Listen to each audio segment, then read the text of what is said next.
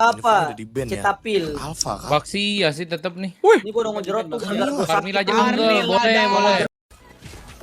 Bu, tanggapan Camilla Hyper gimana? Kalau menurut aku ya, kalau menurut aku lawan Akai sih nggak bisa sih menurut aku guys. Soalnya gimana ya?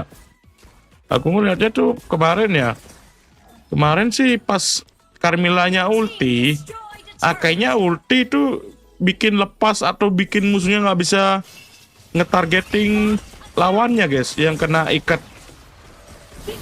Paham nggak maksud aku? Itu ya menurut aku soal Carmilla jungle.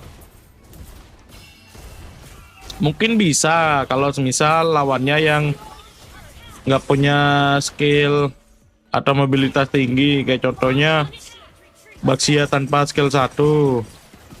Itu menurut aku kayaknya bisa deh.